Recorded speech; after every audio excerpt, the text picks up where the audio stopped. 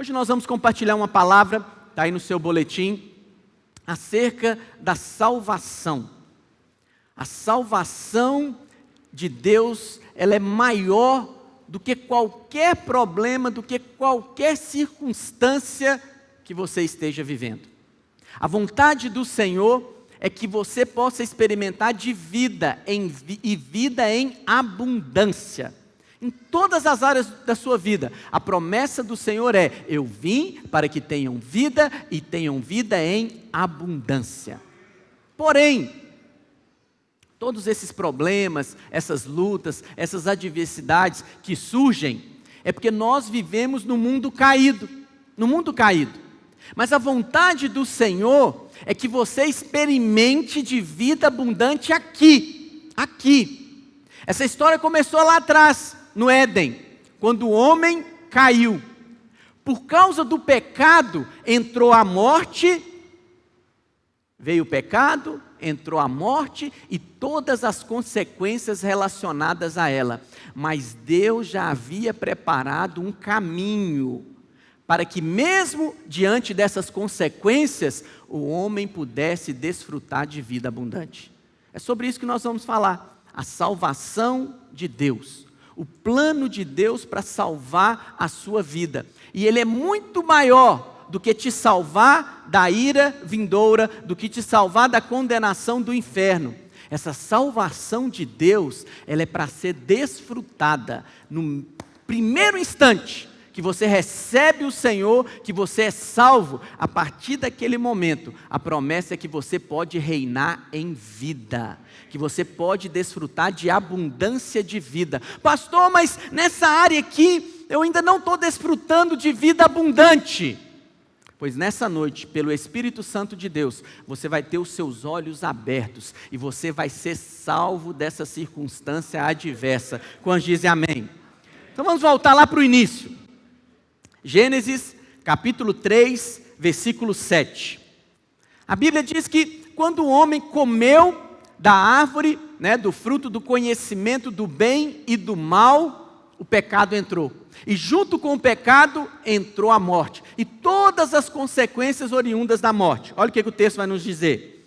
Abriram-se-lhe então os olhos de ambos, de Adão e Eva. E percebendo que estavam nus, coseram folhas de figueira e fizeram cintas para si. Tiago ministrou aqui acerca do cego, Estava perdido lá na estrada. E quando ele ouve falar do Senhor, o Senhor o chama e o Senhor ali por um milagre abre os olhos do cego. E aquele cego agora vê o Senhor. Nós éramos todos como esse cego. Cego não tem direção. Cego não consegue ver nada. Nós éramos como esse cego, mas um dia o Senhor nos encontrou na beira da estrada. E Ele abriu os nossos olhos. E quando nós comemos dele, que é o pão vivo que desceu dos céus, os nossos olhos são abertos. E nós podemos contemplar o Senhor. Mas Adão e Eva não. Adão e Eva comeram do fruto errado. Comeram da árvore do conhecimento do bem e do mal. E quando os olhos deles se abriram, o que eles viram? O Senhor? Não, eles viram o pecado, viram que estavam nus. Mas aí o que aconteceu? Em vez deles clamarem por um Salvador, olha o que aconteceu com eles. Versículo 8. Quando eles ouviram a voz do Senhor Deus, que andava no jardim pela viração do dia, esconderam-se da presença do Senhor Deus, o homem e a sua mulher, por entre as árvores do jardim. E chamou o Senhor Deus o homem. Adão, onde é que você está, Adão? Você desapareceu? Estou aqui.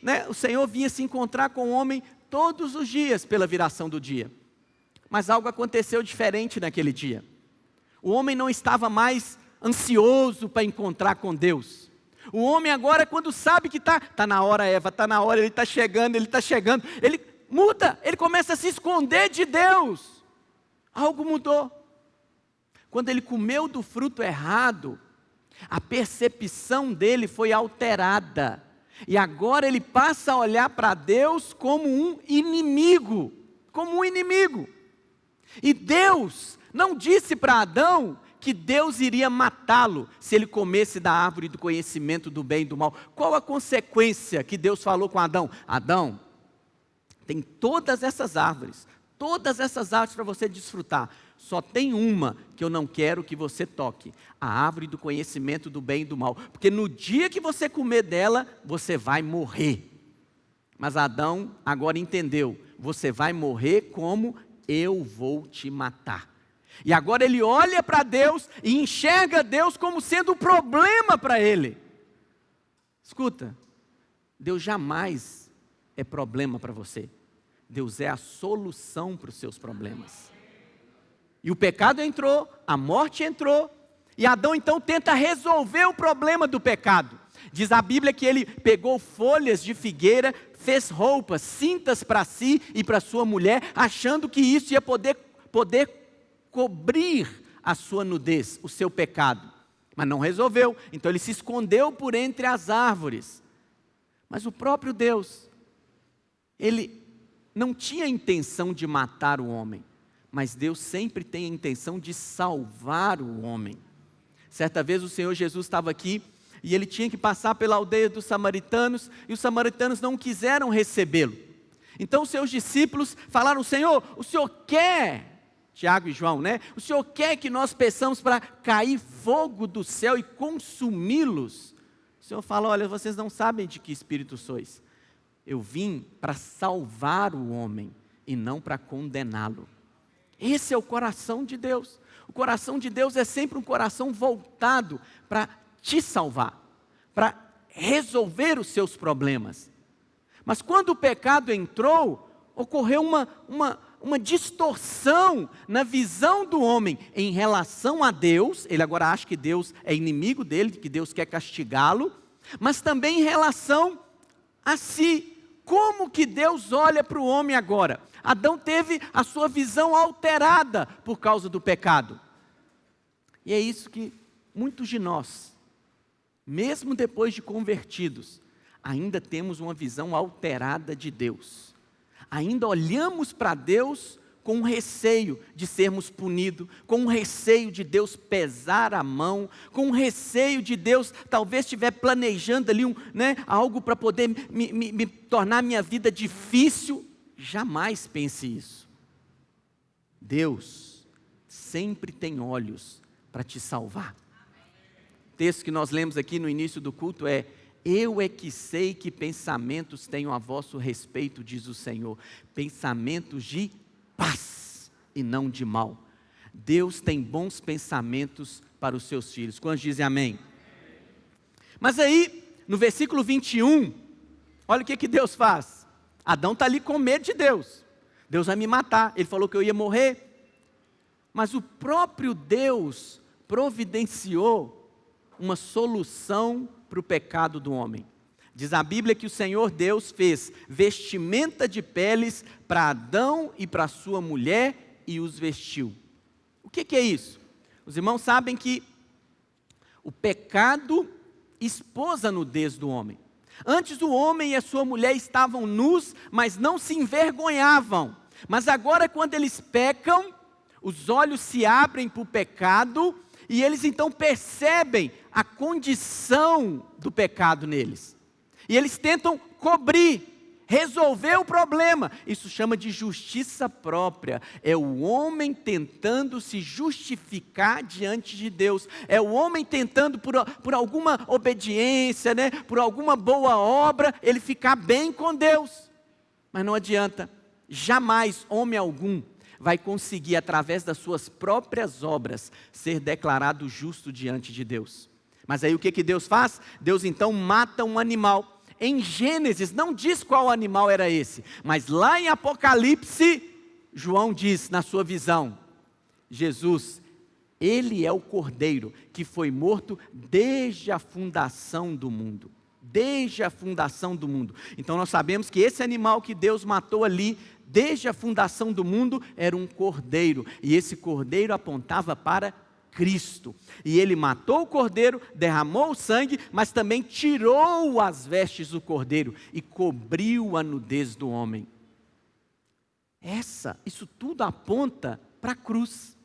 Na cruz, o Senhor Jesus, né, João Batista disse quando viu Jesus: eis o Cordeiro de Deus que tira o pecado do mundo. Na cruz, Jesus é o Cordeiro de Deus. Ele derramou o seu sangue para perdão, para remissão de pecados, mas também na cruz, a Bíblia diz que Deus o fez pecado por nós, para que nele nós fôssemos feitos justiça de Deus. Na cruz, Deus tirou as vestes de justiça de Cristo e colocou em nós, de maneira que nós agora podemos nos apresentar diante de Deus sem nenhum receio. Podemos chegar com ousadia, diz a palavra de Deus, diante do trono da graça e receber resposta para as nossas petições, porque nós estamos agora vestidos de Cristo. Essa é a solução. Essa é a solução que o próprio Deus proveu para que o homem pudesse desfrutar de vida abundante no mundo caído. Quando Adão pecou, houve uma maldição, não sobre Adão, uma maldição sobre a serpente e uma maldição sobre a terra. Adão agora ia ter que lidar com uma terra amaldiçoada. Mas lá no início, Deus já mostrou para Adão a solução. Ele matou o cordeiro, derramou o sangue do cordeiro e da pele do cordeiro fez vestes para o homem. Quantos dizem amém? Então tudo é uma questão de você entender.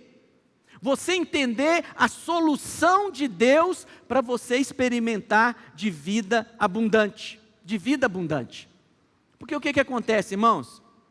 Em todo tempo, nós somos tentados a tentar resolver o problema.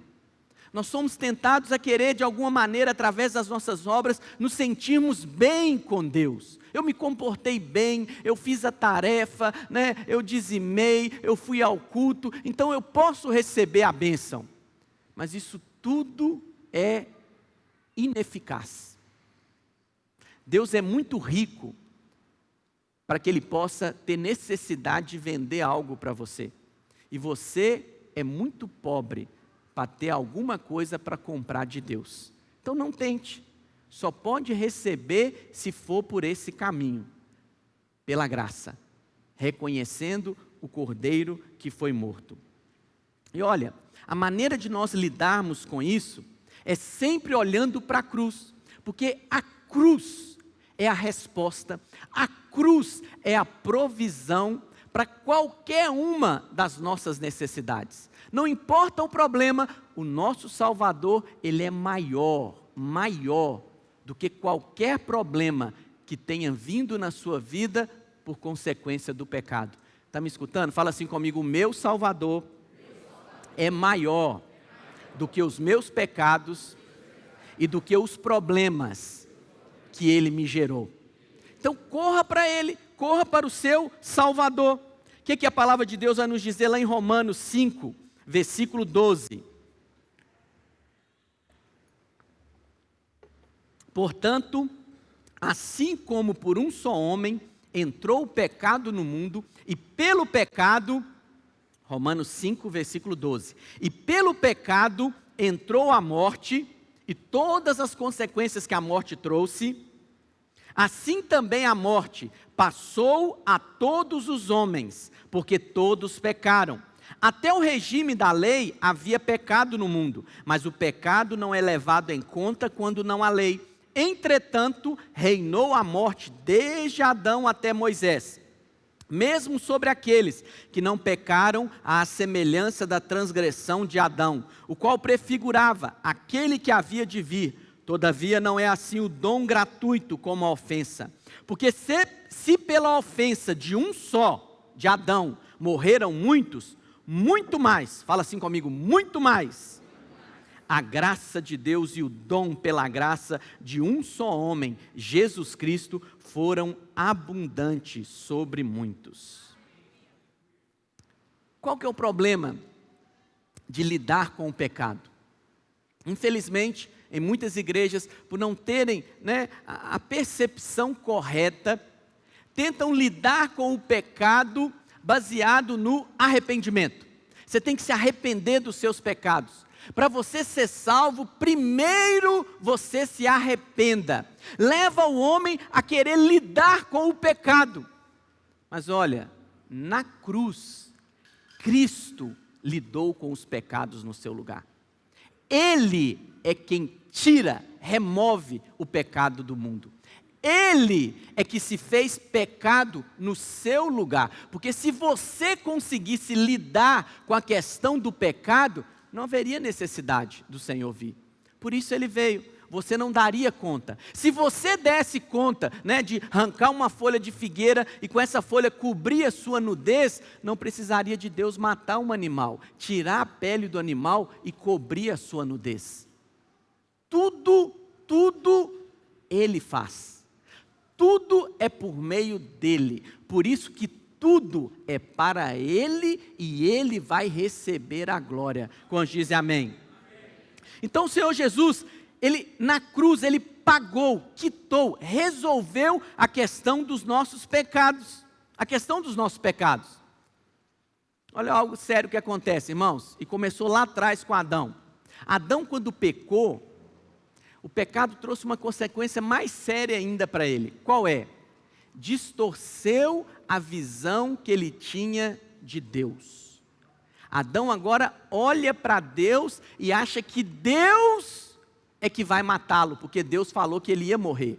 Que Deus agora é o inimigo dele. E porque ele tem medo de Deus, ele corre de Deus. Tudo aquilo que você tem medo, você se afasta.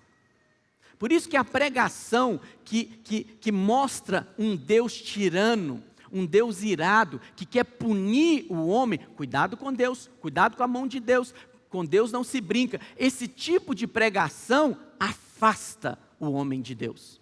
Mas o que a Bíblia diz? Paulo vai dizer: ou desprezas que a longanimidade e a bondade de Deus é que conduz o homem ao arrependimento. É quando você ouve o tanto que Deus é bom. É quando você ouve o tanto que Deus te ama e provou que te ama na cruz do Calvário. É o tanto que você ouve que Deus, Ele não é o seu problema, pelo contrário, Ele é a solução do problema que você causou. E Ele fala: vem que eu vou resolver para você. Mas fui eu que causei, deixa eu resolver primeiro. Não, você não vai conseguir, vem depressa, vem para casa. Eu vou resolver para você. Porque qual que é a mentalidade? Primeiro eu preciso resolver. Primeiro eu preciso largar. Primeiro eu preciso, Isso é como aquele que vai tomar banho, mas antes ele para ali diante do espelho, na pia, e ele lava para depois entrar no chuveiro. Essa é a mesma atitude daqueles que querem primeiro resolver alguma coisa para depois vir para o Senhor. O Senhor fala: vem do jeito que você está. Mas eu estou sujo, vem sujo. Mas eu estou com problema, vem com problema. Você vai vir e eu vou resolver para você. Essa mensagem atrai. Essa mensagem atrai. Pastor, mas isso é muito bom para ser verdade. Pois acredite, não somente é bom, como é verdade. Quantos testificam que isso é verdade? É verdade, essa palavra, essa mensagem, é a mensagem do Evangelho, é a mensagem do Evangelho. E o homem, porque tem a visão distorcida a respeito de Deus, então ele tem medo de Deus, ele corre de Deus. Eu pequei, Deus vai me pegar, eu errei, agora Deus vai me punir, vai vir a consequência. Essa semana, eu vou mudar a história para não expor ninguém. Essa semana, um irmão veio me procurar e falou: pastor, o meu filho está tendo problemas. E aí eu compartilhei isso no grupo da minha família.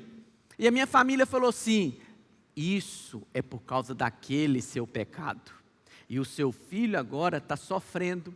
Então, o que você tem que fazer? Você tem que ir lá e confessar o seu pecado para o seu filho, para poder remover essa maldição.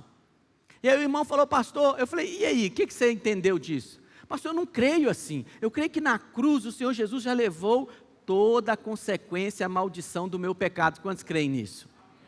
E eu expliquei para esse irmão. Falei para ele: olha, há uma diferença entre consequência e maldição. Consequência está relacionada aqui nos relacionamentos na horizontal entre os homens. Então, por exemplo, consequência você consegue fugir dela. Nem sempre um erro vai ter consequência. Por exemplo, você rouba lá no seu trabalho, mas ninguém descobre, então você não teve consequência, tá? Mas e se descobrir? Você pode ser mandado embora, você é exposto. Maldição tem a ver com Deus. O que é a maldição do pecado? Você roubou lá no seu trabalho, mas agora a maldição vai te pegar. O seu filho vai virar ladrão, ladrões vão assaltar a sua casa. Quantos estão entendendo aqui? Na cruz, o Senhor Jesus se fez maldito no nosso lugar. Ele levou toda a maldição do pecado. Portanto, hoje não há mais maldição sobre aqueles que estão em Cristo Jesus. Pastor, mas por que crentes ainda, podem experimentar de maldição? Porque é tudo de acordo com a sua fé. É tudo de acordo com a sua fé. Então não existe, mas meu filho está passando por um problema. O diabo sempre vai querer buscar um culpado. Isso é uma outra coisa que aconteceu com Adão. Lembra? Deus perguntou: Adão, o que aconteceu? Foi a mulher que o Senhor me deu. Botou a culpa na mulher. E aí Eva? Foi a serpente. Um outro problema. Criou um problema agora de relacionamento. As pessoas sempre estão querendo buscar o culpado. Quem é o culpado dos meus problemas? É o meu pai? É a minha mãe? É esse marido? É essa esposa? Isso também é uma visão distorcida. Olha para mim e presta atenção no que eu vou te dizer. Não seja daqueles que ficam procurando culpados pelos seus problemas. Isso não vai resolver problema nenhum. Seja aquele que vai para a cruz e vai buscar um Salvador que vai salvar você desses problemas. Busque aquele que vai resolver o seu problema. Quando dizem amém? Mas pastor, tudo bem. O homem agora ele tem uma visão distorcida a respeito de Deus. Adão agora olha para Deus e acha que Deus vai matá-lo. Então ele se esconde de Deus. É isso que a Bíblia chama de arrependimento. A palavra arrependimento no original grego é metanoia, é mudança de mente. Isso vai ser luz para a sua vida nessa noite. Porque a palavra arrependimento, ao longo da história da igreja, ela tem sido distorcida. As pessoas acham que arrepender é arrepender de pecado. Mas não, na Bíblia, o conceito de arrependimento é você mudar a sua mente em relação a Deus. Em relação a Deus. É isso que a Bíblia chama. Por que algumas pessoas às vezes têm a mania de dizer assim: não, para eu ter isso eu preciso pagar o preço. Quantos já ouviram essa expressão? Qual que é a metanoia? Na cruz, o Senhor Jesus já pagou o preço. Na cruz, Ele já pagou todo o preço para que você pudesse desfrutar de vida abundante. Então não precisa mais de você pagar o preço para receber algo. Na cruz, Ele já pagou o preço, a dívida já foi quitada, de maneira que hoje você pode desfrutar de todas as bênçãos, tudo já está liberado sobre a sua vida. Lá em 2 Coríntios 5, versículo 21,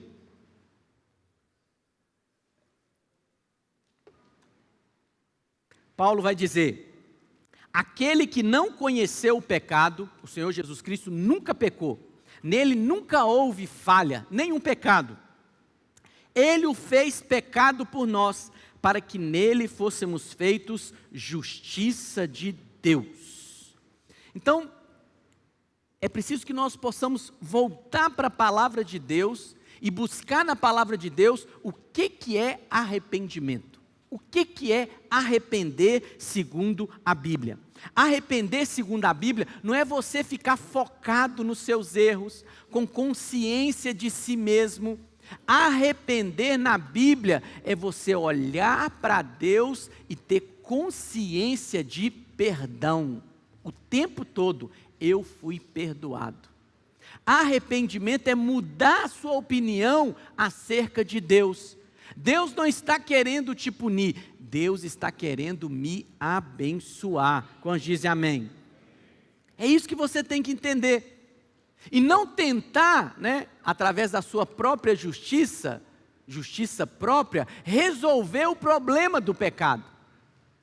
Não, eu vou parar de pecar, isso aqui, eu vou parar de fazer isso. Não.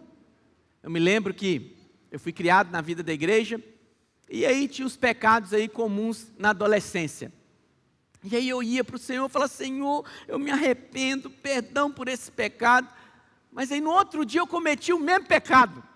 Aí eu falava, mas de novo? Não, Senhor, é a última vez. Senhor, me perdoa. Mas era tudo eu tentando, com as minhas próprias forças, mudar.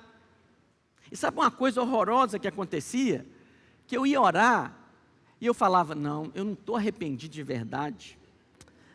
Aí eu começava a me beliscar até doer, para eu poder pelo menos chorar. Porque tinha que haver sofrimento. Já ouviu essa história de esposa? Você fala, perdão, mas você não está arrependido. Mas o que eu vou fazer para te provar que eu estou arrependido? É mais ou menos isso. Mas quando você olha para o Senhor e sabe que Ele é quem resolveu o problema do seu pecado, você muda sua mente em relação a Ele, um verdadeiro arrependimento aconteceu em você. E aí sim, você pode ser, o pecado para de ter domínio sobre a sua vida. Porque o que a Bíblia diz? O pecado não tem mais domínio sobre nós, porque nós não estamos mais debaixo da lei, e sim da graça. Só a graça livra o homem do pecado. Então, isso aqui que a palavra de Deus está dizendo, vamos dizer assim, é um caminho de mão dupla.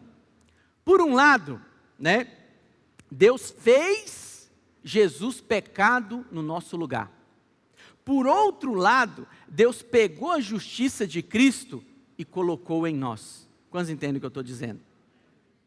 Tem ninguém de blazer aqui? Não tem ninguém de blusa de frio, que não precisa de um voluntário de blusa de frio, ou de blazer. Não, o João ali está com a camisa, 2 camisas. Faz favor, João, vem aqui em cima, por favor. Para você entender, eu vou te contar uma experiência, isso é real. Um pastor nosso, ele conta como ele converteu na juventude. Isso marcou a vida dele. O missionário estava pregando uma palavra, e o missionário fez exatamente, parecido com o que eu vou fazer aqui. E ele entendeu a mensagem. Então, o que é esse versículo? Eu sou Cristo, o João é o pecador. Quando Cristo foi para a cruz, por que ele foi para a cruz? Porque Deus pegou o pecado, pegou a veste de pecado e colocou sobre Cristo. Então, naquele momento, Deus estava enxergando o pecado. Por isso que Deus puniu Cristo. Mas não foi só isso que Deus fez. Deus pegou a justiça de Cristo.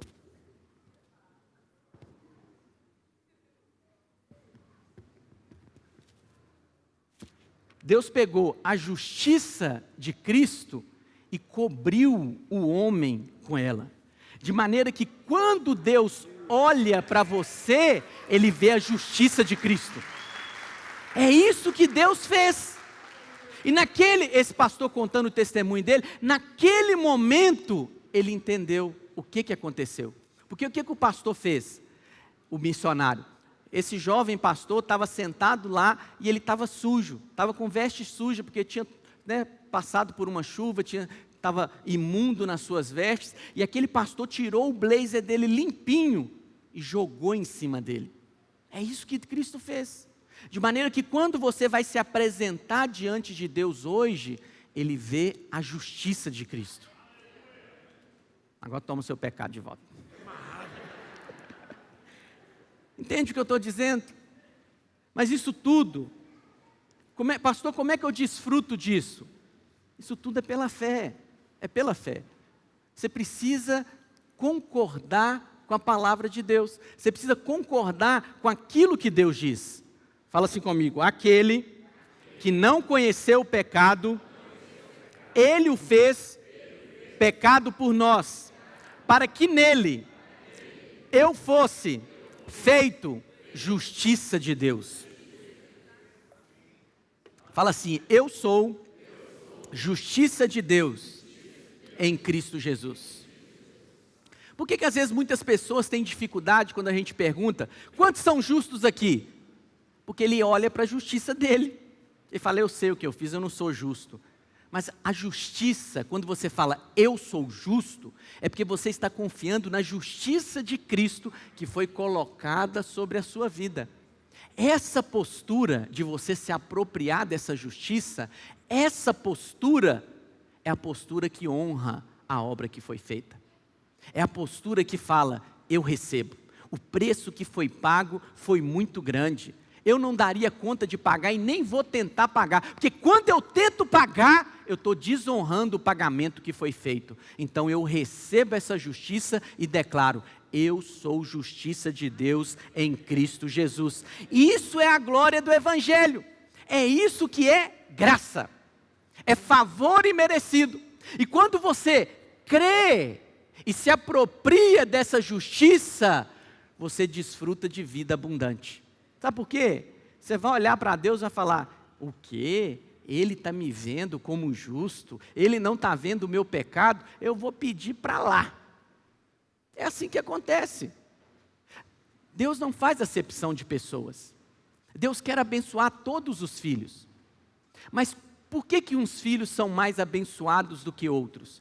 Porque alguns dos filhos entenderam a justificação pela fé. E ele fala, o quê? Esse problema, eu vou pedir para o meu pai, ele vai resolver para mim. Essa necessidade, eu vou pedir para o meu pai, ele vai resolver para mim. E mesmo que o diabo ou alguém se levante para falar, foi você que causou isso, resolva esse problema. Ele sabe, eu causei, e na realidade fui eu mesmo que provoquei a maioria dos problemas, mas eu tenho um pai que limpa por mim. Você é aquele bebê, né, que suja às vezes a fralda, mas você tem um pai que vai lá e limpa a sua sujeira e te dá vestes novas. Quantos dizem amém? É isso.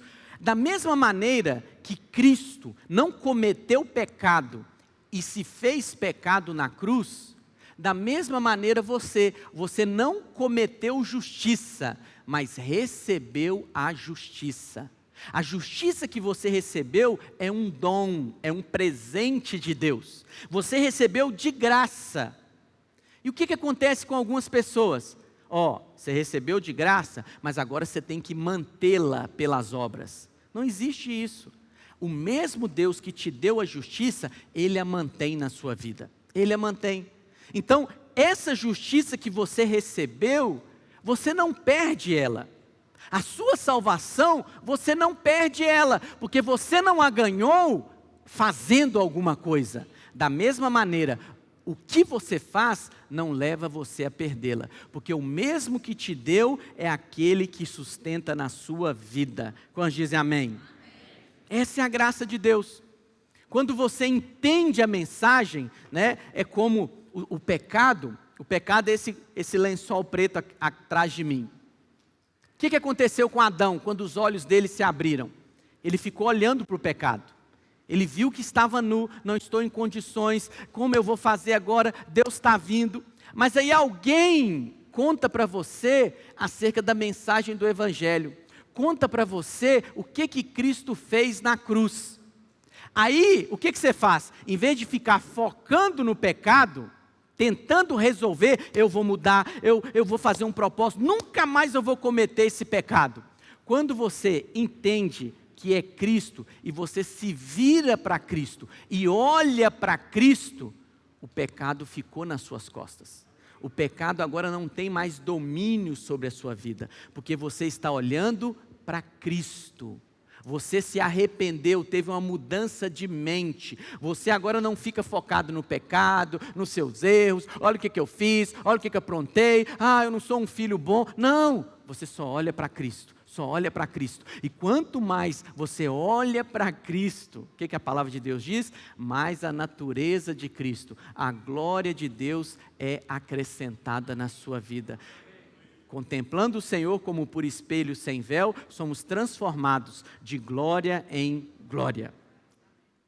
Da mesma maneira que você se volta para Cristo e o pecado fica nas suas costas, Cristo se volta para você. Olha o que vai dizer em Mateus 27, versículo 46. Quando Jesus estava na cruz do Calvário, Ele clamou assim por volta da hora nona, né? 15 horas, 3 horas da tarde. Por volta da hora nona, clamou Jesus em alta voz, dizendo: Eli, Eli, lama sabachthani, que quer dizer: Deus meu, por que me desamparaste? Isso aqui é algo inexplicável. Várias vezes na Bíblia, Jesus falava: eu e o Pai somos um. Jesus e Deus são um. Mas algo inexplicável aconteceu na cruz. Houve uma separação, uma cisão. Jesus agora, por causa dos nossos pecados, foi desamparado por Deus. É como se Deus virasse as costas para Jesus. Porque o que a Bíblia diz? Que o pecado faz separação entre o homem e Deus. Onde é que estava o pecado de toda a humanidade? Sobre Cristo. Então houve uma cisão, uma separação. Jesus falou: Deus meu, por que me desamparaste? Fala assim comigo: na cruz, o meu Pai desamparou Jesus para que eu jamais fosse desamparado. Jamais, jamais. Não existe essa conversa de que Deus me abandonou, jamais. Deus, ao desamparar Jesus ali por causa do seu pecado, Ele decretou algo. Ele virou as costas para Cristo naquele momento e virou de frente para você. Porque Cristo foi desamparado, você pode ter uma certeza imutável: jamais você será abandonado. Jamais você será deixado, né? Como diz o ditado popular aí, me deixou na braquiara. Jamais, jamais. Em todo tempo você pode contar com um Deus que está presente. Que está presente. Basta você olhar e falar: Pai, Pai, e prontamente Ele vem te socorrer.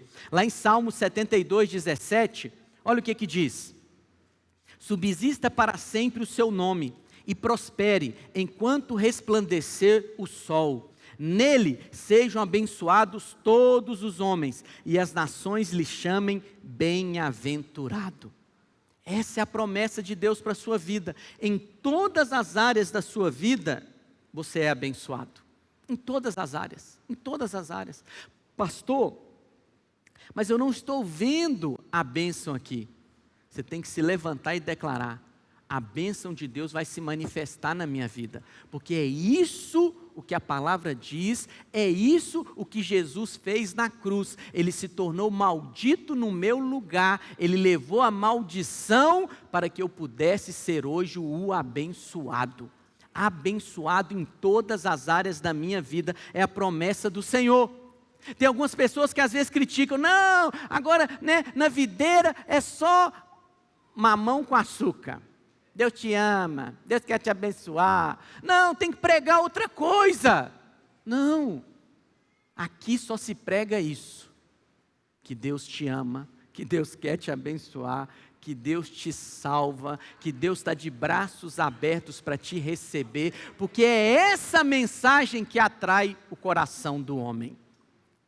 O mundo não precisa ouvir sobre condenação, porque o que acontece às vezes com a mensagem? Às vezes acontece uma mistura. Jesus te salvou, mas você precisa fazer isso. Mas você precisa fazer aquilo. Quando você coloca o mas, você está distorcendo a mensagem.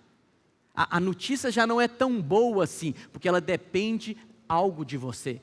Mas a mensagem é essa: Ele fez a obra, te salvou, Ele continua fazendo a obra, te salvando, e lá no final, você vai ter um Deus que vai te salvar também. Também. Eu me lembro que certa vez, conversando com um irmão, e ele me falou das preocupações dele, né? Ele tinha tantos recursos para hoje, para o presente, mas ele tinha um receio quanto ao futuro. E aí ele perguntou: pastor, o senhor não fica preocupado, né? O senhor é um profissional liberal, e lá no seu futuro? Eu falei: irmão, eu não fico preocupado não. Deus está me abençoando hoje, e eu tenho certeza, quando eu estiver com 70 anos, eu vou encontrar com Ele lá. Ele não vai falar assim: Agora que você está com 60, você não fez a sua poupança, né? Você não tem aí, agora você se vira. Não, o mesmo Deus que está te sustentando hoje, você vai encontrar com Ele lá no final e Ele vai estar te sustentando, não do mesmo jeito, ainda maior. Porque qual que é a promessa de Deus? Melhor é o final das coisas do que o início. A sua vida tem que ser uma vida que está, né, só subindo, só subindo. Esse ano foi melhor do que o ano passado, mas o ano que vem eu tenho uma expectativa de que vai ser melhor ainda. Porque essa é a promessa de Deus, essa é a promessa de Deus. Quando dizem amém? Lá em Lucas 12, 32, olha o que a palavra de Deus vai nos dizer. Não temais, ó pequenino rebanho, porque vosso Pai se agradou em dar-vos o vosso reino.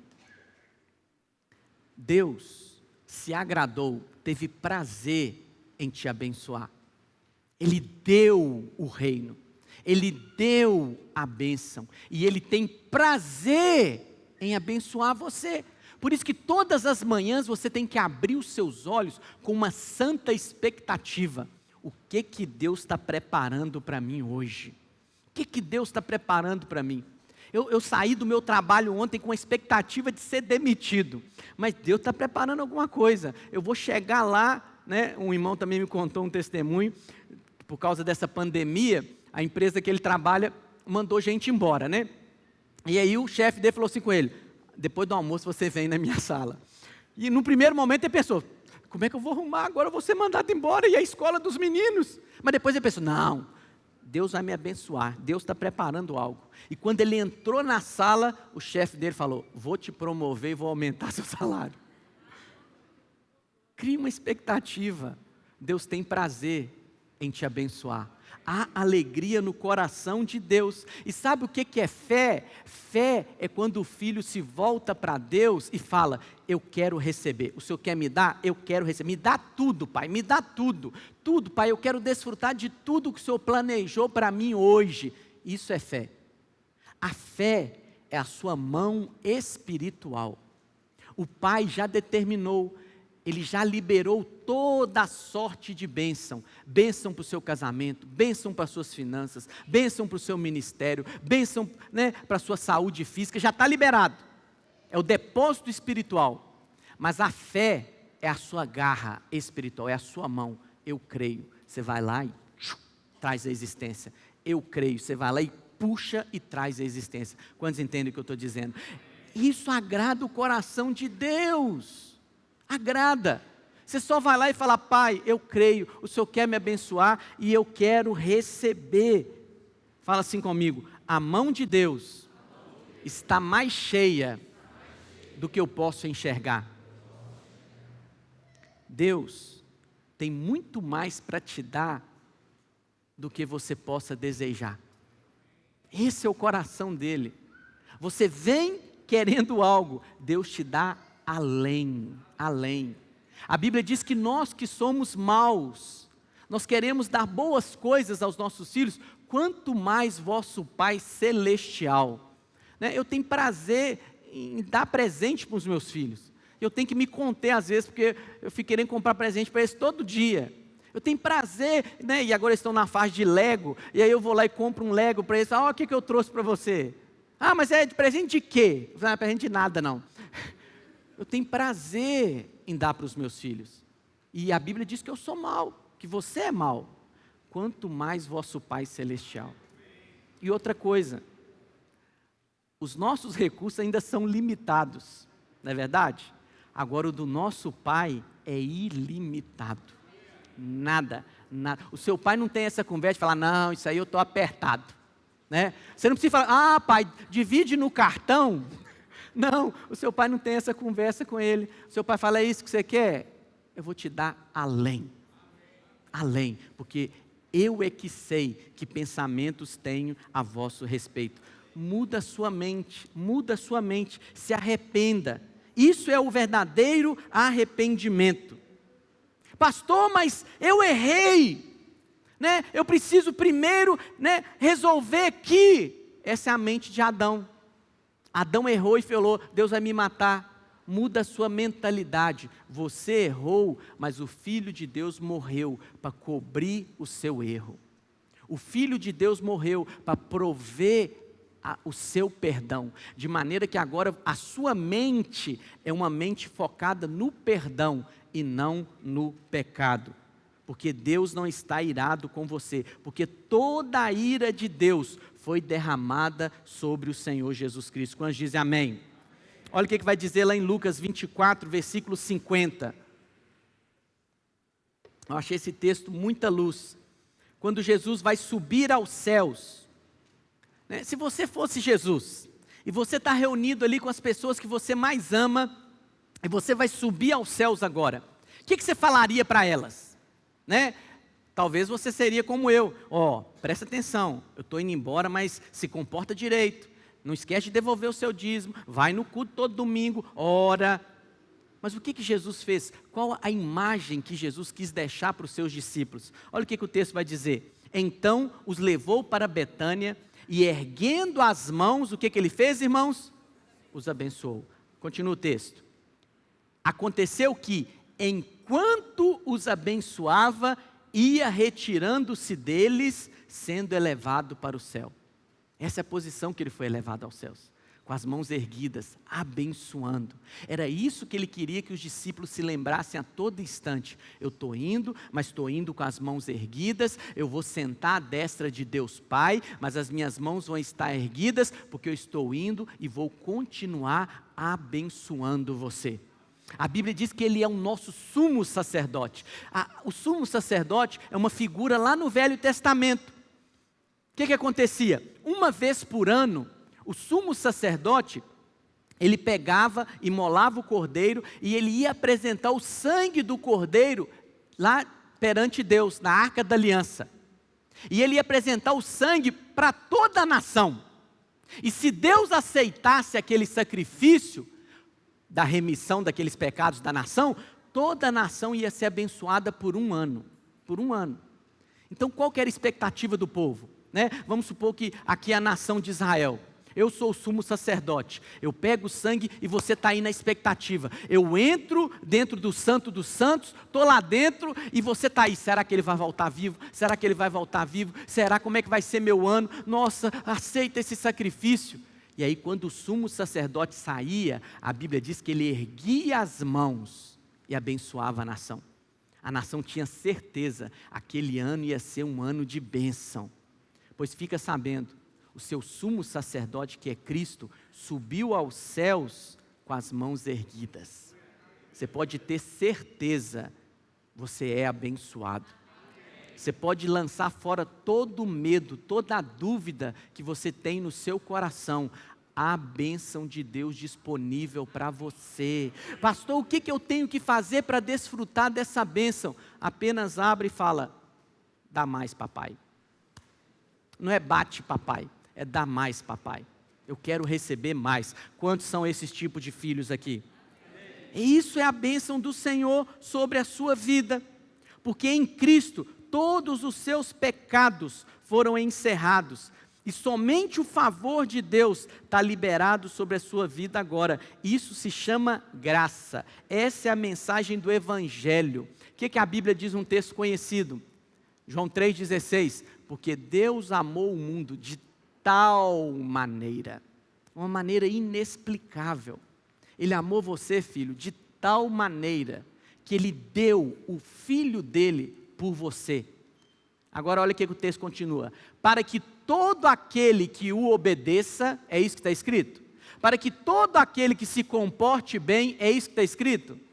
Para que todo aquele que nele crê, não pereça, mas tenha a vida eterna. Quantos creem no Senhor aqui? Essa tem que ser a sua fé. Essa tem que ser a sua fé. Deus quer fazer mais do que eu sou capaz de receber. Deus quer me abençoar mais do que eu sou capaz de compreender. Eu creio nesse Deus. Eu creio nesse Deus que é abençoador. Eu não tenho medo desse Deus.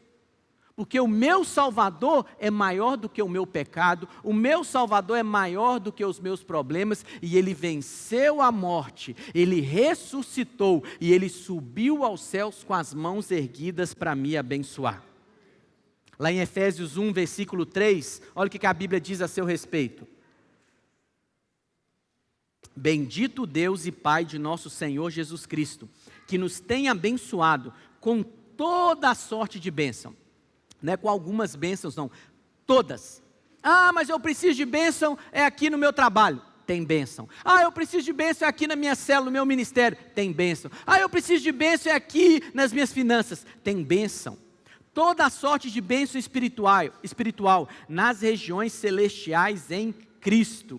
Ah, mas é que são bênçãos espirituais, né? O que eu estou precisando mesmo é de uma bênção material. O que o texto está dizendo? Tudo começa no espiritual. Você já é abençoado com toda a sorte de bênção espiritual. A sua bênção, ela não vem daqui, porque aqui a provisão entra em crise. A sua bênção vem das regiões celestiais. Nas regiões celestiais não tem crise. Nas regiões celestiais não tem seca, não tem escassez. Aqui onde você está vivendo, tem crise. Aqui onde você está vivendo, tem escassez. Mas o seu recurso, a sua bênção não provém daqui. A sua bênção vem das regiões celestiais. É de lá que vem o suprimento para a sua vida. Quando dizem amém? E olha, qual que é o testemunho que você dá acerca do Evangelho? Algumas pessoas pensam que ser um bom crente é dar um bom testemunho de comportamento. Olha o testemunho, irmão. Mas olha, bom comportamento, qualquer ímpio consegue ter. Sabe qual é o maior testemunho na sua vida? É o Evangelho fazendo efeito na sua vida. É o favor de Deus, porque você tem entendido a mensagem e tem se apropriado dela. A graça de Deus tem manifestado sobre você, de maneira que quando você está no seu trabalho, está no ambiente, a pessoa olha para você e fala: rapaz, eu não estou entendendo, você nem é melhor do que eu, você nem é mais instruído do que eu tenho mais diplomas que você, eu sou mais capacitado que você, mas você, aquilo que você coloca a mão, dá certo. Eu não sei explicar, mas você, aquilo que você quer fazer, as coisas acontecem. E você fala com ele: é o favor de Deus sobre a minha vida, porque o meu Deus está com as mãos estendidas para me abençoar. E olha, Ele não quer só me abençoar não, Ele quer abençoar você também. Quando a pessoa ouve isso, a pessoa: então me conta, como é que eu faço para entrar debaixo dessa bênção? Você fala com ele: então fecha os olhos e repete comigo. É só crer, é só crer. É crer e isso vai se manifestar na sua vida. E olha, Efésios 2, versículo 8. Essa salvação não tem nada a ver com o que você faz. O que a Bíblia diz? Porque pela graça sois salvos, mediante a fé, e isso não vem de vós, é um dom, é um presente, está me escutando? Não de obras, não de merecimento, de obediência, daquilo que você faz, para que ninguém se glorie. Então não existe esse negócio: primeiro você abandona o pecado, primeiro você se arrepende dos seus pecados, depois você vem para Deus. Não é isso, mesmo porque o homem não é capaz de saber todos os pecados que ele tem cometido. Não é verdade? Senhor, eu me arrependi desse pecado, me arrependi desse, agora o Senhor pode me aceitar? Não é essa a mensagem. A mensagem é: venha do jeito que você se encontra, venha sujo, mas eu errei, venha errado, e eu vou transformar você, eu vou limpar você. Não precisa de você passar no lavabo antes, lavar o rosto, passar o sabonete para tirar um pouco do suor. Não, vem desse jeito. Ele vai abrir o chuveiro e a água vai limpar você.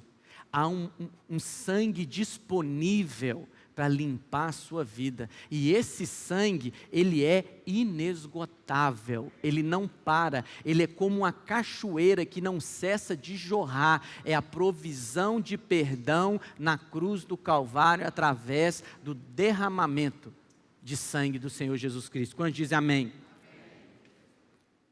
Essa é a palavra, essa é a mensagem.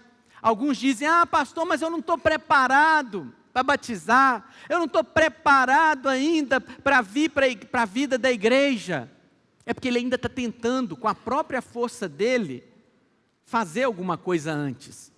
Mas quando ele cair em si e falar, eu nunca vou estar preparado, ou Deus me aceita do jeito que eu estou, ou eu não vou ser aceito. E Deus fala, vem do jeito que você está, eu vou preparar você. Essa é a vida cristã. Essa é a vida cristã. Não é somente no momento em que você é salvo que Ele faz. É toda a sua vida. Ele faz. Ele conduz.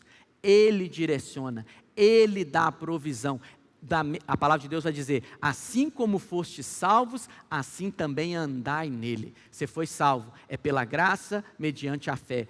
Tudo é pela graça, mediante a fé. A graça é um Deus que tem tudo, dando para mim um homem sem merecer. E a fé é eu responder para Ele, me dá, eu recebo. Quando diz amém. Pastor, mas se a salvação é tão fácil, qualquer um pode ser salvo. Sim, qualquer um. Mas esses homens aí, né, os genocidas da história, Adolf Hitler, Saddam Hussein, qualquer um, se eles crescem, podem ser salvos. Podem ser salvos. Sabia que você vai ter uma surpresa lá no céu? Vai ter muito mais gente do que você esperava encontrar. Sabe essas pessoas que você não conhece pessoalmente, mas você vê pelos noticiários, vê na mídia, e aí você chega lá e fala, uai, você aqui? Você fala, rapaz, na hora que eu estava morrendo, eu falei, Jesus! E ele, vem! Desse jeito. É muito fácil ser salvo. Mas quando eu digo que é muito fácil ser salvo, eu não estou dizendo que é barato. Não, custou um alto preço. O Filho de Deus teve que... Irmão, você consegue imaginar o que é Deus? Encolher, entrar dentro do útero de uma mulher. Depois ele ficar 9 meses ali. Depois ele nascer... E aí ele crescer, e aí aquela mulher ensinar ele a andar. Ele que ia curar paralítico, estava sendo ensinado por uma mulher a andar. E aí depois essa mulher fala com a mamãe.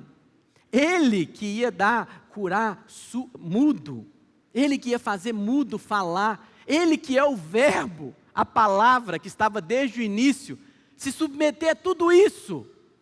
E depois cresce, e aí depois ser traído, ser caluniado, ser esbofeteado. Quando ele ia ser crucificado, estava preso lá, né? Ele falou, olha, hoje mesmo, se eu quisesse pedir ao meu pai para enviar 12 legiões de anjos, ele mandava, resolvia o problema aqui. Quando ele estava no Getsêmani, os soldados chegaram, né? Quem é Jesus? Ele falou, eu sou, plaf, caiu para trás. Depois levantar de novo, quem é Jesus? Eu sou, plaf, caiu para trás. E depois ele ir para uma cruz, olha o preço que foi pago. Olha o preço que foi pago. Para depois você querer pagar alguma coisa, não faça isso, querido. Não desfaça, não desmereça a obra que o Senhor Jesus fez e o preço que foi pago. Olha o que Romanos 4, versículo 5 vai dizer. Mas ao que não trabalha, porém crê naquele que justifica o ímpio. O ímpio nem cria em Deus. O ímpio não fez nada, mas ele crê. A sua fé lhe é atribuída como justiça. Pastor, mas a Bíblia não fala de arrependimento? Sim. Qual que é o arrependimento que a Bíblia fala? Mudança de mentalidade em relação a Deus. Sabia que Deus já se arrependeu várias vezes no Velho Testamento? Deus nunca pecou. Então arrependimento não está relacionado com o pecado. O que Deus se arrependeu? Deus falou, vou punir o povo, vou destruir o povo. Aí Moisés intercedeu. Aí a Bíblia, e Deus se arrependeu do mal que disse que iria fazer. O que é arrepender?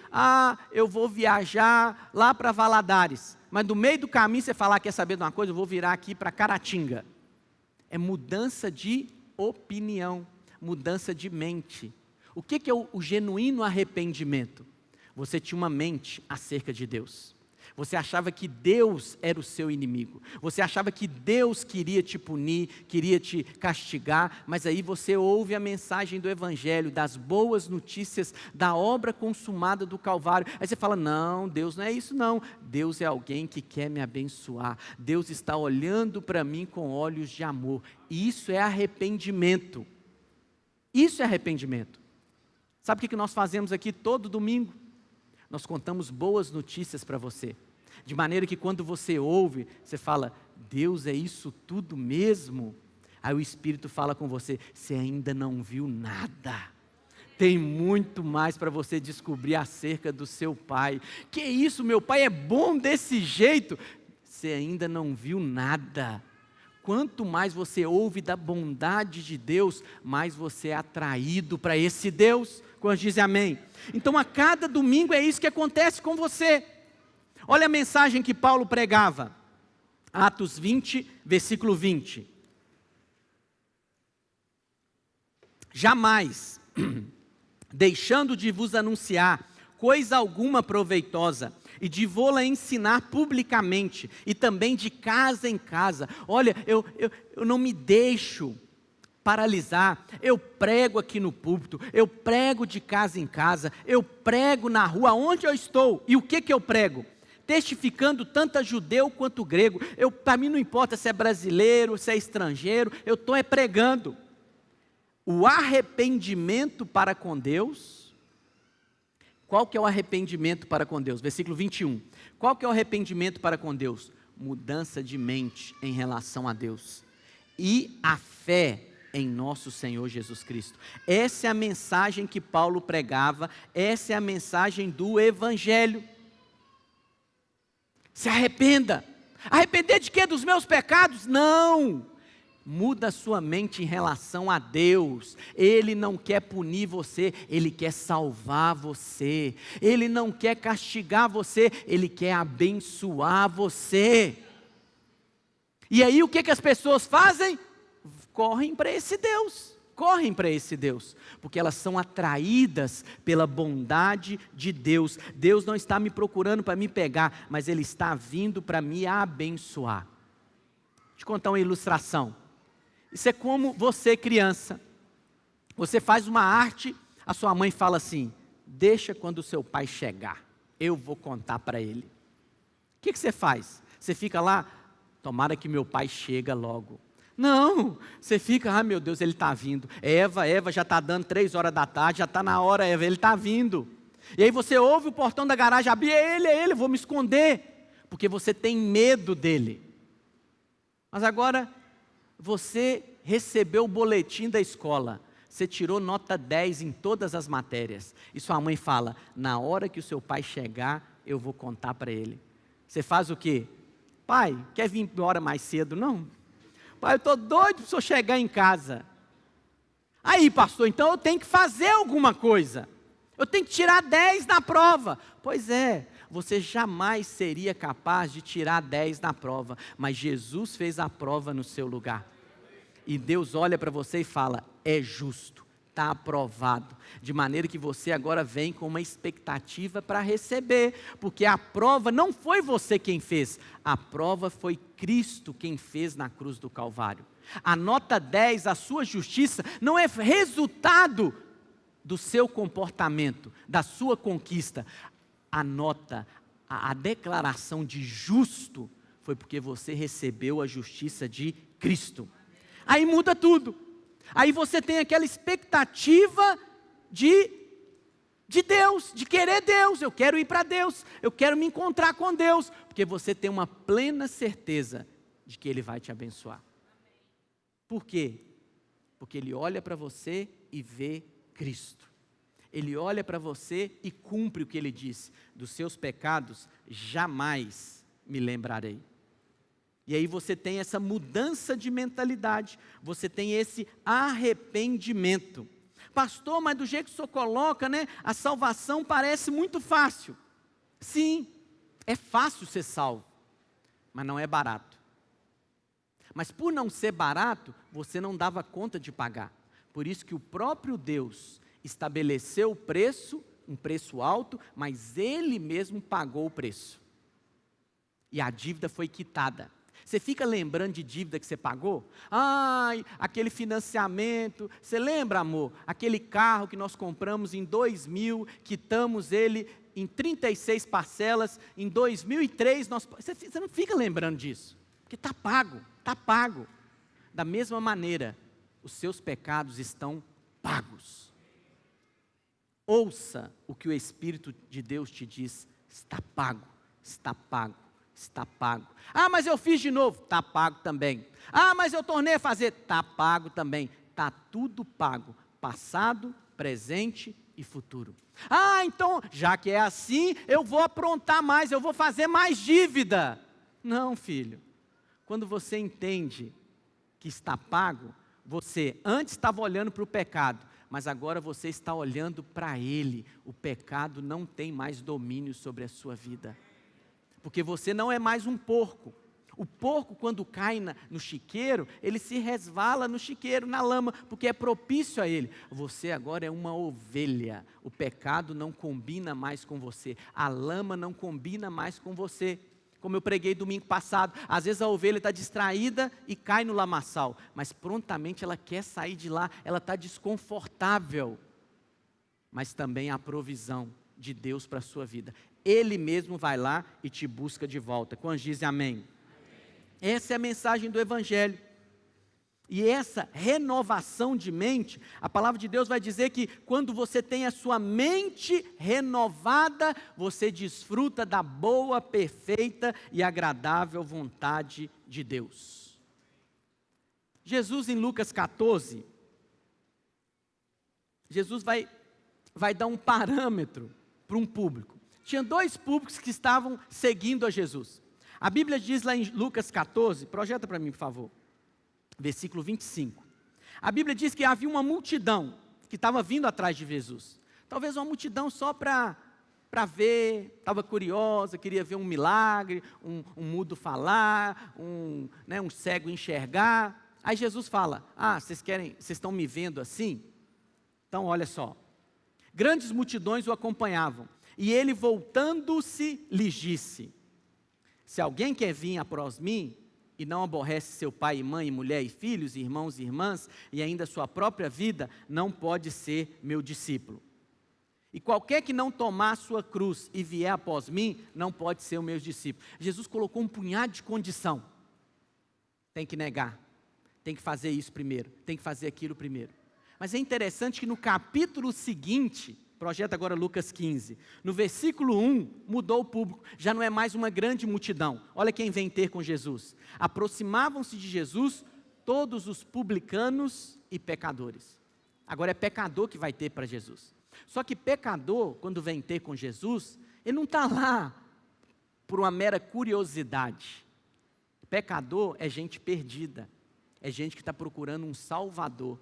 E para esses, Jesus muda o discurso. Jesus não fala mais, larga, toma a sua cruz, negue-se a si mesmo. Não, para esses Jesus conta 3 parábolas.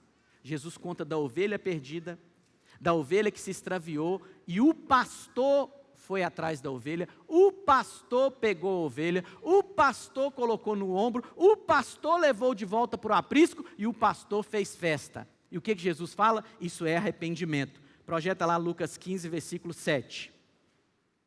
Olha só o que Jesus disse: digo-vos que assim haverá maior júbilo no céu por um pecador que se arrepende. Espera aí, qual que foi a parte da ovelha na história? A ovelha deixou ser carregada. A ovelha deixou o pastor pegar, colocar no ombro. A ovelha deixou o pastor fazer festa para ela. Isso é o arrependimento, quando você se deixa ser conduzido pelo amor de Deus. Quando você fala, eu creio, Ele me ama, Ele entregou o Filho dele para pagar pelos meus pecados. E você se abre para receber esse amor, Jesus fala, isso é arrependimento. Aí depois Jesus conta a parábola da dracma perdida, uma moeda. O que é estranho. A mulher perdeu uma moeda, teve um prejuízo financeiro, procura a moeda, depois que acha a moeda, faz festa, gasta dinheiro. Quem é que perde 10 reais, vai procurar 10 reais, enquanto na hora que encontra os 10 reais, fala, agora eu vou gastar 1.000 reais porque eu achei meus 10. Mas o que Jesus fala? Era só uma moeda, sem valor, ninguém dava valor, ninguém ia procurar, mas para mim é o meu filho que voltou para casa, e por isso tem festa. E depois ele conta a parábola do filho pródigo. O filho que rejeitou o pai, desejou a morte do pai, foi embora, gastou tudo, passou fome, foi para o chiqueiro. E qual que foi o arrependimento dele? Por que ele quis voltar para casa? Porque ele estava com fome. Ele não pensou no pai, ele pensou em resolver o problema dele. E aí quando ele volta para casa, o pai se volta para ele. E o pai corre, e o pai dá beijo, e o pai troca as vestes, e o pai dá sandália e faz festa, mata um novilho cevado. Muitos vêm para Deus desse jeito. Eu estou tendo um problema no meu casamento, vou procurar Deus. Eu estou tendo um problema financeiro, vou procurar Deus. E o que Deus fala? Não tem problema, pode vir, isso é só uma isca para te trazer. Mas eu vou procurar Deus só porque eu estou com problema? Não, Ele não se importa. Ele fala, vem que eu vou resolver o seu problema. Vem, é isso que você está querendo? Eu vou te dar isso e vou te dar além disso. Aí quando você fala, o que é isso? Ele é bom demais. Eu pergunto para os irmãos, você vai querer sair de casa? Não vai. Você vai falar, pai, daqui ninguém me tira e aqui é o meu lugar. Quando dizem amém. Esse é o verdadeiro arrependimento, é mudar a sua opinião acerca de Deus. Deus me ama e eu aceito o seu amor. Olha o que João vai dizer acerca da salvação. João 20, versículo 31. Estes, porém, foram registrados para que creiais que Jesus é o Cristo, o Filho de Deus, e para que, crendo, fala assim comigo, para que, crendo, tenhais vida em seu nome. Pastor, como é que eu posso ter vida abundante vivendo num mundo caído? Crendo, se arrependendo. Arrependendo de quê? Dos meus pecados? Não. Mudando a sua mente em relação a Deus. Você tem um Deus que é todo poderoso, que não tem limites, não há impossíveis para Ele, e esse mesmo Deus te ama e quer fazer na sua vida. Volte-se para Ele, corra para Ele. Quando diz amém. Aí você experimenta de vida. Como eu disse no início para os irmãos, lá em Atos, depois de uma mensagem, 3.000 almas foram batizadas num único dia. Recentemente, há 2 semanas, 15.000 pessoas se batizaram num único dia. Sabe o que é isso? Crescimento em revelação da bondade de Deus. No meio de uma pandemia, muitas das nossas igrejas não puderam se reunir presencialmente por meses. Mas qual a mensagem que nós temos sido alimentados há mais de 7 anos? Deus me ama, Deus me ama. Eu quero a graça e a bênção de Deus sobre a minha vida. Quanto mais você, presta atenção no que eu vou te dizer, quanto mais você tem revelação da mensagem do Evangelho, melhor as coisas ficam. Sabe qual que é a minha preocupação? A minha preocupação é, abre os meus olhos. Senhor, me mostra mais. Eu quero ver mais. Porque eu sei que quanto mais eu ver, crer, mais eu vou receber. O que você tem que se preocupar não é com as circunstâncias ao seu derredor. O que você tem que preocupar é, eu estou crendo corretamente? Eu estou olhando para Deus e enxergando quem é Deus de verdade? Porque quando você tem os seus olhos abertos e se arrepende, muda a sua opinião em relação a Deus, coisas começam a acontecer na sua vida. E para nós encerrarmos, quero chamar os irmãos do louvor aqui em cima. Essa semana, uma irmã me procurou e falou: pastor, eu estou lendo a Bíblia, fazendo a leitura diária, e eu me deparei com um texto de Mateus. Projeta para mim Mateus 27, versículo 41. Eu achei interessante, a princípio eu não soube responder para a irmã. Mas olha o que o texto diz. De igual modo, os principais sacerdotes com os escribas e anciãos, escarnecendo, eles estavam escarnecendo de Jesus, diziam: salvou os outros e a si mesmo não pode salvar-se? É rei de Israel, então desça da cruz e creremos nele. Confiou em Deus? Pois venha livrá-lo agora, se de fato lhe quer bem, porque disse: sou filho de Deus. Estava escarnecendo de Jesus na cruz do Calvário. Mas olha o que diz o 41. E os mesmos impropérios lhe diziam também o ladrão. Não, está no plural. Os ladrões que haviam sido crucificados com ele. Qual que era a dúvida da irmã? Pastor, mas a Bíblia diz que um ladrão foi salvo. Mas por que aqui em Mateus está dizendo que os dois estavam falando impropérios, estavam escarnecendo do Senhor Jesus? Isso aumenta a graça de Deus. Em algum momento aquele ladrão olhou e falou: peraí, eu estou indo no caminho errado. E aí o que diz Lucas? Lucas 23, versículo 42. Em algum momento aquele ladrão deixou de escarnecer, se arrependeu de quê? Do roubo dele? Não, se arrependeu da imagem que ele tinha de Deus. E agora ele olha para Jesus e fala, e acrescentou: Jesus, lembra-te de mim quando vieres no teu reino? Jesus lhe respondeu: em verdade te digo, que hoje estarás comigo no paraíso. Jesus não falou com ele, não, aqui ó, já que você está morrendo mesmo, vamos fazer aqui um arrependimento. Quantas vezes você roubou? De quem que você roubou? Vai confessando roubo por roubo. Foi isso que Jesus fez? Não. O ladrão só pediu: Jesus, lembra de mim. Jesus olhou e falou: está salvo, está salvo, está salvo. Por isso que eu disse para os irmãos que você vai ser surpreendido no céu. Você vai encontrar muita gente lá que você achava que não ia encontrar. Sabe aquele seu parente que você tem orado por ele? Às vezes você não vai ver ele salvo aqui, servindo na vida da igreja, mas quando você chegar lá, você vai falar: rapaz, você está aqui? Eu achei que você não tivesse. E ele vai falar: não, na hora que eu estava para fechar o meu olho, eu lembrei de você, e falei assim: eu creio nesse Jesus, e puf, foi salvo. O ladrão, né? 45 minutos do segundo tempo, se voltou e falou: Jesus, puf, está salvo, está salvo. Fala assim comigo: vai ter muita gente salva. E para encerrar, eu quero compartilhar com você duas visões que João teve. Uma é a visão do inferno. Lá em Apocalipse 20, versículo 14, projeta para mim, por favor. Olha o que João vai dizer acerca do inferno. Então a morte e o inferno foram lançados para dentro do lago de fogo. Esta é a segunda morte, o lago de fogo. Porque o inferno não foi feito para o homem. O lago de fogo não foi feito para o homem. O lago de fogo foi feito para o diabo, para o falso profeta, para o anticristo. E aí o que João diz no versículo 15? E se alguém,